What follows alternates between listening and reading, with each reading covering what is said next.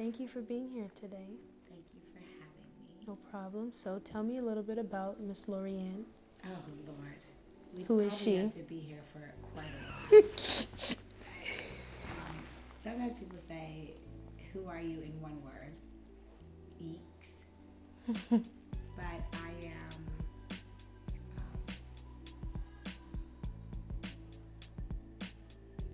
a lot of things. I am obviously, professionally, creative director, choreographer, creative producer. I say creative visionary because there's yet a box to hold my gift, to which I give God all glory and honor for the massive, incredible gift that He's given me and held me responsible. I love to dance. I've been dancing since I was a very tiny, tiny girl. I say that I was born to dance because I left stretch marks on my mother's tummy. I'm the baby of 3 girls, and they never left stretch marks, but I did. So clearly, I was kickball. You was always moving. Yeah. Yeah. Born and raised in Toronto, Canada. Took a Greyhound bus to New York. I didn't know when that. I was 18. Yeah. Wow. Studied at Alvin Ailey American Dance Theater. Nice. You know, Gregory Hines, Debbie Allen, obviously big inspirations. So why dance? What was it about dance? I didn't know that I picked it. It chose me. It was a gift that I know was given to me. I was told that I asked to dance at a very young age. My mom put my sisters in dance and they never liked it. So when she got to me, she was like, I'm not going to waste the money. The other 2 girls didn't like it. And so apparently I asked to dance, yeah. And now it's my language. You know, choreography is not just about steps or the physicality of those steps. It's about saying something through the movement, with the movement. It's speaking, it's, you know, creating a feeling in the atmosphere. And so when I choreograph, I don't choreograph from a place of just movement. I choreograph with intention and purpose to affect an emotional reaction. How did dance and you being able to express yourself through dance, how did it shape you personally as a human? Like, how did you find yourself through your movements? How did dance shape me? I think it is me. I think it taught me everything that I am. I don't ever see myself separated from movement. I think there's movement in everything. How you walk down the street, how you wake up, body language is important. I am who I am because of dance. And dance is a gift where you're not able to open your mouth and talk, right? So you're in the atmosphere, you can't speak. So your movement has to communicate, you know? It's the one discipline that creates power because you're unable to open your mouth. You actually speak with your body. I think when you move your body, dance, it's at the center of joy. It's at the center of how to war for yourself. It's at the center of, you know, having a good time. There's also like dance that, you know, when people went to harvest or community or weddings, or there's, you know, dance from tradition. So it was and is a part of how it shapes culture, period. And, you know, as a believer, obviously I feel very powerful about David and the gift. And every day I dance out my loincloth in one way or another, girl. Not a literal, metaphorical. I'm battling something and the loincloth is falling off. So for me,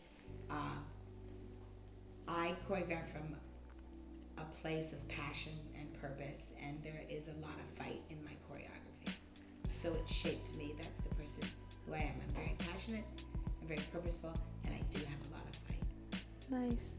And when you work with other dancers or you train dancers, what's the one thing that you tell them to really inspire them through their movement?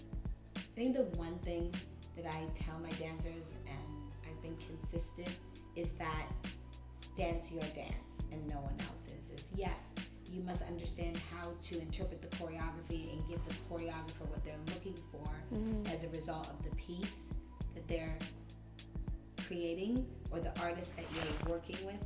But I generally tend to really tell my dancers that it's just movement unless you're in it. Unless the reason why I picked you, the gift that you have, the way you interpret it, creates something new. So the main thing that I teach my dancers, and I think that I'm hard on them, is that dance your dance and no one else's. I want you in the movement the way that you feel it, because then it's alive. It's not just a bunch of people moving robotically through the space, unless that's what I want to do. And even then, we're going to be unique robots, honey. That's so cool. Yeah. Okay, so what inspired you to start doing something for the community, doing something for other dancers who feel like they're in a box? It's part of the purpose. You know, the gift is so powerful. Then the purpose comes in, and you realize that the adversity that you went through, right, when I was teaching on conventions or when I teach, that it created something in me when I looked at younger dancers or just other entertainers, is the struggle to fit in is far greater than, the struggle to fit in, it creates this awkwardness in really talented people. And that's the misconception of that narrative, when now it's a struggle for us to be who we really are. And I think that through movement, people are a little braver to try to find and identify with their spirit.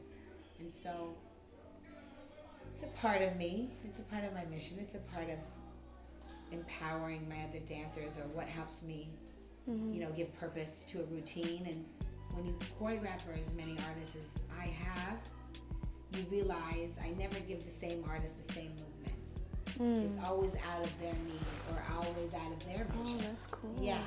Yeah. So that messaging always is there when I'm working. I'm always fighting to do it new based on the person I'm working with. And I think the give back for me is when I go into underserved communities, and dance is expensive, so it's very important to me to offer that and to find ways to reach them, and give them proper training and insight. Unlike my dog here. What's going on? He's just a training. What's going on? I can train any dancer, but I can't seem to train a dog. She's like, Sit, Magic. This is Magic. And he, I named him because he has one white paw like Michael Jackson, and I've heard from Michael Jackson. That's interesting. Yeah. Aw. Hi, Magic. Okay. Magic? Magic? You're on TV. The look back. Okay, the last question. Yes, what does doing something for a human mean to you? Wow. Doing something for a human means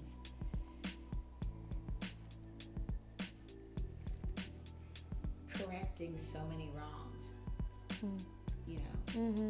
It means having an opportunity to be a part of a bigger plan and a bigger collective. And always I think about how good God is and has been and continues to be in my life, and the strength I had and my mother, who gave me the strength and the confidence to stand on my own. And I think about some people who may not have had that, and even though I was faced with a lot of adversity and fight and still continue to fight, then I want someone to have less of that experience.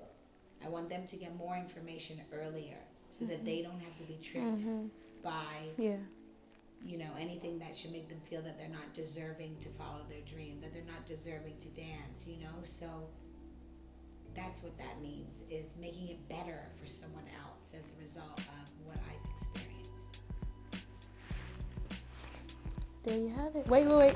We also want to show off our new rareness in the building. Coming to a spring near you, 2023. Hey.